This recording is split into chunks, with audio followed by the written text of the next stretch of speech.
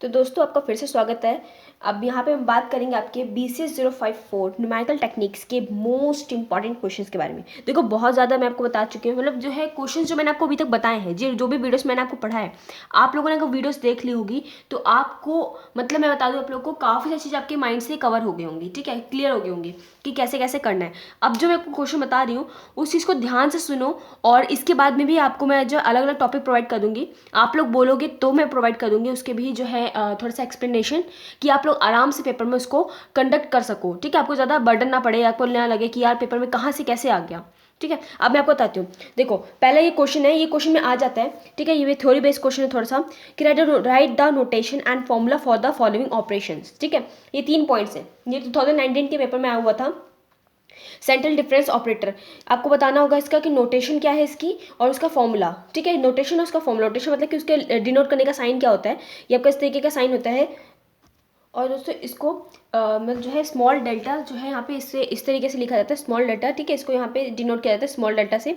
और यहाँ पे जो बता दो आपको फॉर्मूला इसका होता है डेल्टा का साइन लगा के f of x is equal to f bracket में एक्स प्लस में 1/2h माइनस में एफ ब्रैकेट बनाएंगे, फिर अगेन एक्स माइनस 1/2h, यहाँ पे प्लस में था वहाँ पे माइनस में होगा। ठीक है, सिर्फ ये है एफ, इस होल को देख रहे हो ना, एफ एक्स प्लस में 1/2h, इसी तरीके से माइनस का एफ, ये आपने पता है ये क्या करना, इसको बस याद कर लेना, मतलब पेपर में क्वेश्चन पूछा जाता है तो ये इसी तरीके का आता है, क्योंकि अभी इस टाइम पे तो आया नहीं था, ये अभी 1 साल हो गया राउंड नहीं आया ऐसा क्वेश्चन, तो आप लोग का ये आ सकता है, चांसेस हैं, इसलिए मैं आपको बता रही हूँ। जो है आपका नेक्स्ट है शिफ्ट ऑपरेटर। यहाँ पे क्या है, फॉर्मूला इसका दे रखा है, देखो फॉर्मूला क्या होता है इसका, ई ऑफ एफ। ठीक है, ई आपका है, इसको डिनोट करते हैं ई से। ठीक है, तो यहाँ पे जो है f of x is equal to f x plus h, ये आपका जो है शिफ्ट ऑपरेटर का साइन है। ठीक है, फॉर्मूला फॉरवर्ड डिफरेंस ऑपरेटर क्या होता है, नोटेशन आपको दे रखी है यहाँ पे, डेल्टा का साइन होता है जिसका।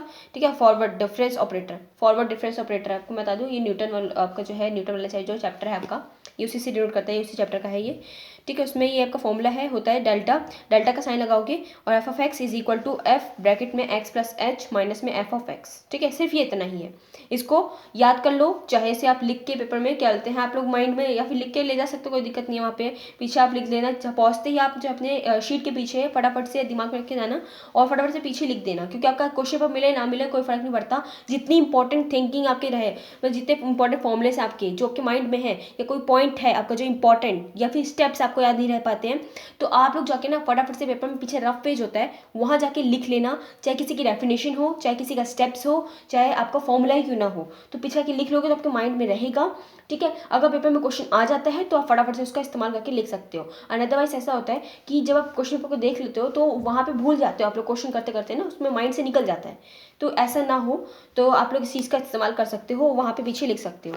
ठीक है, अगला पॉइंट मैं आपको दिखाती हूँ, देखो ये नहीं है कुछ भी, इसे मत देखना, नीचे आप देख सकते हो कि डिफाइन सम डिफरेंशियल इक्वेशन टर्म्स। ठीक है, ऑर्डर, ये डिफरेंशियल इक्वेशन आपको याद दिलाऊं मैं आपको, BCS 012 में आपने डिफरेंशिएशन चैप्टर पढ़ा था, ये वैसा ही है, कुछ नहीं है, वही चीज़ आपको बस उसकी डेफिनेशन बतानी है। ऑर्डर क्या होता है, ऑर्डर वो होता है कि ये कितने ऑर्डर का है। ठीक है, ये और ये कितने ऑर्डर का जो है आपका डिफरेंशिएशन का ये जो फॉर्मूला है, ये मतलब ये जो आपका पैटर्न है, ये कितने ऑर्डर का है। आप बोलोगे हायर ऑर्डर क्या है इसमें, 2 है, कैसे, ये d² y बाय में dx², इसका ऑर्डर क्या है, हाईएस्ट ऑर्डर, मतलब मैक्सिमम ऑर्डर कौन सा है, 2 है, तो order of a differential equation in the order of the higher derivative present in the equation, उसे हम कहते हैं ऑर्डर। ठीक है, जो हायर होती है, आप एग्जाम्पल के थ्रू से इस तरीके से डिनोट कर सकते हो।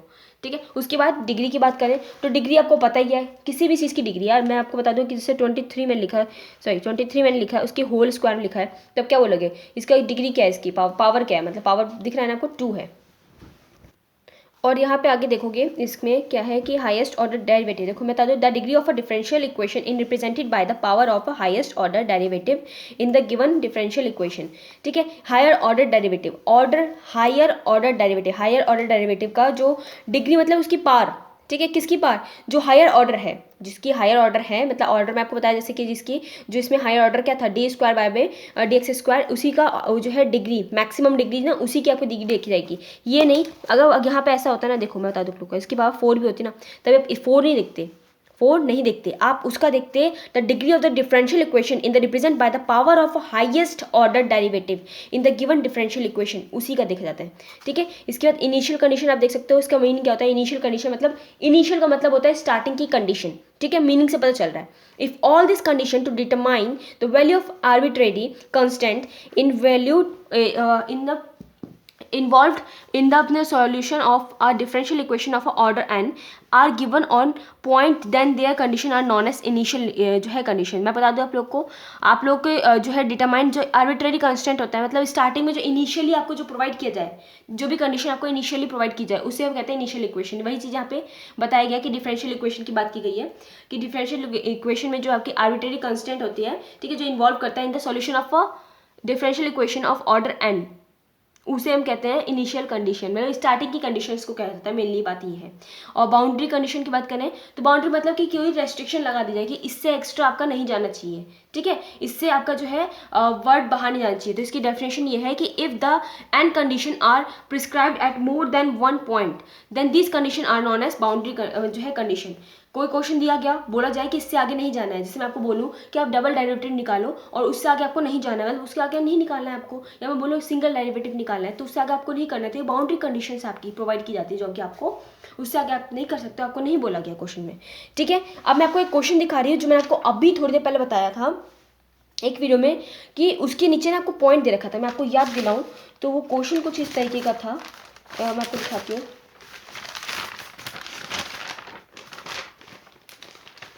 अब मैंने पूरा प्रॉपर क्वेश्चन आपको वो कराया हुआ है, एक मैं वीडियो पॉज कर रही हूँ। ये देखिए, ये क्वेश्चन आपको भी बताया ना कि अभी जून के पेपर में जून का पेपर जो अभी सितंबर में हुआ था, जो लास्ट ईयर बच्चों का, उनमें ये क्वेश्चन आया था। ठीक है, वहाँ पे क्या था, ये पॉइंट ये क्वेश्चन गिवन थे। ठीक है, जैसा मैंने आपको पता है ना, मैं आपको बोला ना इसको ध्यान मत देना, तो ये ध्यान देने वाली बात भी नहीं है, क्योंकि देखो आपको पता है कि 8 बिट के जो आपका ये होता है, उसी का ये सब चीज़ें वहाँ पे उसने एक्सप्लेनेशन दे रखी थी कि आपका जो है यहाँ पे एक तो साइन का होता है, मेंटिसा के साइन का होता है एक बॉक्स होता है आपके एक्सपोनेंट के साइन का। ठीक है, बाकी 4 डिजिट आपके 4 डेसिमल डिजिट आपके लिखे जाते हैं किसके, मेंटिसा के, और 2 डिजिट का आपका एक्सपोनेंट होता है। वही चीज़ यहाँ पे एक्सप्लेन कर रहा था, कुछ नहीं कह रहा था। इसका बोलता है कि आंसर करो इन फॉलोइंग क्वेश्चंस को। अब मैं आपको बताती हूँ, 2019 में कुछ ऐसा क्वेश्चन आया था जो कि बच्चों को नहीं करना आया था, तो वहाँ पे क्या करना है आपको, इसने बोला था, अब ये क्वेश्चन सेम वही है, कुछ नहीं है। इसने क्या कहा, यूजिंग द रिप्रेजेंटेशन। इतना करने के बाद उस क्वेश्चन में बस ये लिखा था, using chopping it if required, जैसा कि इस क्वेश्चन में लिखा था। ठीक है, लेकिन इसके बाद पॉइंट्स जो गिवन है, वो पॉइंट्स इसमें गिवन नहीं थे, वो आपको अज्यूम करने, किसमें, इस क्वेश्चन में अज्यूम करना है कोई क्वेश्चन को। ठीक है, तो यहाँ कैसे करेंगे आपको मैं बता दूं, अज्यूम कर लेना, मतलब जैसे कि क्वेश्चन दिया गया ना पेपर में, ये क्वेश्चन जैसे मान लो ये दिया गया ना ऐसे, तो अज्यूम करके ना अपने आप से ही कुछ भी एजम्पशंस के थ्रू लेट कर लेना। लेट मैं ले रही हूँ कि मेरे पास जो है ये एक्स की वैल्यू ये गिवन है, ठीक है, और इसकी वैल्यू ये गिवन है, तो ये मेरे पास ऐसे से मैं अपने आप से बना लूँगी। जैसे कि मैंने बना लिया 1, मेरे पास कुछ वैल्यू मैंने बना ली 2 3 4 5 6 7 समथिंग इस तरीके से। ठीक है, मैंने बना लिया। अब मेरे पास कुछ है नहीं, मैंने एक्स ले लिया इसको। ठीक है, अब मैंने लेट कर लिया कि मेरे पास ये क्वेश्चन है। अब मैं इससे क्या करूँगी, पहले तो मैं इसको नॉर्मलाइजेशन की फॉर्म में लेके आऊँगी। कैसे लेके आऊँगी, मुझे पता है कि अगर मैं 40 लिखूँ तो 40 या लिखूँ या फिर 40.00 लिखूँ, बात तो बराबर है ना। उसी तरीके से मेरा ये जो क्वेश्चन है, यहाँ पे कहीं पॉइंट दिख रहा है डेसिमल का, नहीं, आपको डेसिमल का पॉइंट कहाँ होता है, हमेशा पीछे होता है। तो उस पॉइंट को हमें ना इस पूरी क्वेश्चन को डेसिमल की फॉर्म में लेके आना है। ठीक है, डेसिमल की फॉर्म में लाने के लिए अभी मेरे पास पॉइंट कहाँ है, आप देख सकते हो, यहाँ पॉइंट पीछे है इस तरीके से। यहाँ पे इस पॉइंट को उठा के मुझे इधर लेके आना है, तो कितने डिजिट को जो है छोड़ते हुए आना होगा, 1 2 3 4 5 और 6। ठीक है, 6।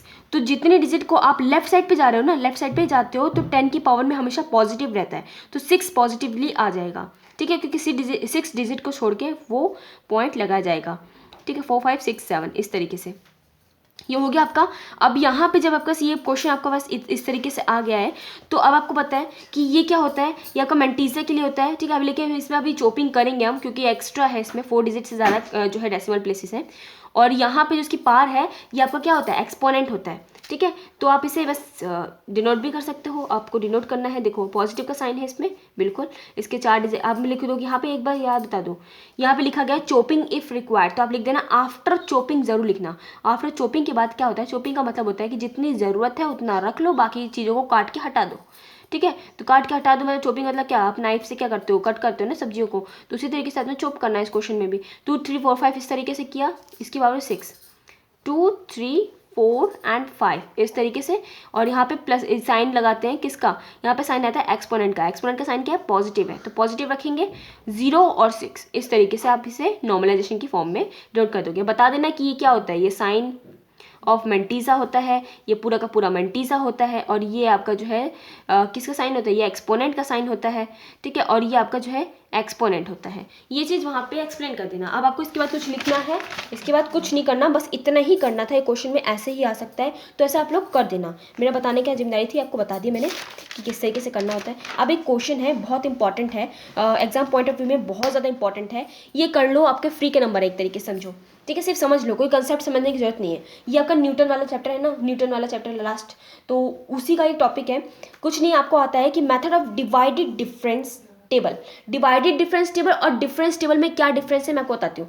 डिवाइडेड डिफरेंस टेबल मतलब कि जहाँ पे डिवाइड भी होता है और डिफरेंस भी किया जाता है, और डिफरेंस टेबल में सिर्फ डिफरेंस किया जाता है, ठीक है। उसका कैसे करते हैं, देखो ये फॉर्मूला है, पूरा पैटर्न दिखा रखा है मैंने किसका, डिवाइडेड डिफरेंस का। ये टेबल स्क्रीनशॉट ले लो, बाद में इसको समझना, फिर मैं समझाती हूँ कैसे करना होता है। आपके पास पेपर में सिर्फ ये 2 क्वेश्चन दे रखा होगा, ठीक है, 2 इक्वेशन दे रखी होगी। इस तरीके से क्या करते हैं, आपको ना कंपैरिजन करना पड़ता है। बैग ये लिया y1 माइनस y0, ठीक है, y1 इसमें से इसको माइनस कर देते हैं ऊपर की तरफ, नीचे डिवाइड में क्या आता है x1 माइनस x0। पहले तो ये नॉर्मल आ जाएगा, ठीक है। उसके बाद ये गड़बड़ मत करना कि y2 y3 ले लो, नहीं, आपको y1 y2 लेना है। तो y2 में से y1 माइनस करोगे और डिवाइडेड में x2 माइनस x1 करोगे, ठीक है, b ले लिया।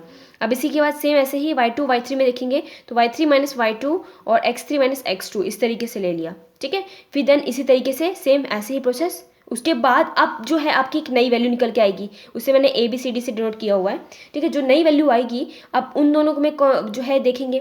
अब आप बोलोगे कि चलो ठीक है, हाँ तो ठीक है, b माइनस a कर दिया, नीचे x2 माइनस x0 कैसे आया, तो मैं आपको याद दिलाऊँ। देखो अभी कितना है, 3 4 5, ठीक है। तो यहाँ पे आप कर सकते हो कि x2 माइनस x0 कैसे, आप ये इसमें लेना, और यहाँ पे आप क्या लोगे, इसमें x2 यहाँ पे अभी क्या है, आपने कोई गैप किया था, x1 माइनस x0 किया था ना। अब आप क्या करोगे, एक डब्बे का गैप छोड़ोगे, x2 माइनस x0 करोगे, ठीक है। अब नेक्स्ट वाले की बात आएगी, तो कैसे करोगे, x3 माइनस x1 करोगे, क्योंकि उसके बीच में एक खाली आना चाहिए, ठीक है, एक ऐसे छोड़ना चाहिए हमें। उसके बाद क्या है, x4 माइनस x2 करोगे यहाँ पे, ठीक है। अब इसके बाद जो है जो वैल्यू आएगी, तो दोनों का जो मर्जर होगा, तो वहाँ पे कैसे करेंगे कि f माइनस ई तो ठीक है और g माइनस एफ तो ठीक है, लेकिन नीचे का कैसे लिखा जाएगा, नीचे का लिखा जाएगा, अभी मैंने क्या किया था, x2 माइनस x0 किया था ना, बीच में एक छोड़ दिया था, अब मैं 2 को छोड़ दूंगी। अब मैं क्या करूँगी, x3 में से x0 को माइनस कर दूंगी, क्योंकि मैंने 2 को छोड़ दिया बीच में, ठीक है। अब इसी तरीके से x4 में से 2 को छोड़ दूंगी, x1 माइनस कर दूंगी, ठीक है। समझ रहे हो बात को, ये मैंने एक्सप्लेनेशन के थ्रू अपने तरीके से बनाया हुआ है, तो आप लोग इसे समझ लो, ये आपके लिए पैटर्न अच्छा रहेगा। क्वेश्चन करके दिखाती हूँ कैसे करते हैं। क्वेश्चन ऐसा आएगा पेपर में, क्वेश्चन ऐसा आएगा, ऐसा आता ही है, ठीक है। तो यहाँ पे लिखेंगे यहाँ पे आपका x लिखा हुआ है, पूरा ड्रॉ करना होगा, ठीक है, f ऑफ x ले। और मैं बता दूँ पेपर में खुला खुला ड्रॉ करना, क्योंकि आपका ना वो मिक्सअप ना हो पेपर में, ठीक है। तो खुला खुला ड्रॉ करना बढ़िया से। ये डेल्टा स्क्वायर इकट्ठा मत बना लेना, ये मैक्सिमम रेंज तक दिया गया है x की पावर 4 तक। ये तब तक करते जाना जब तक आपकी एंडिंग नहीं आ जाती, ठीक है, तब तक करते जाना। वैसे क्वेश्चन छोटा सा ही आता है, ज़्यादा बड़ा नहीं आता है, तो स्क्वायर और क्यूब तक लास्ट खत्म हो जाता है। 4 ये आपका नंबर दे रखा है, नंबर जैसे वहाँ पे नंबर नहीं थे ना गिवन, यहाँ पे नंबर दे रखे हैं जो कि आपको सॉल्व करने हैं, ठीक है। ये आपका 8 6, ठीक है, ये 6 है, ये हो गया। ये आपका जो है जाएगा 9 15 29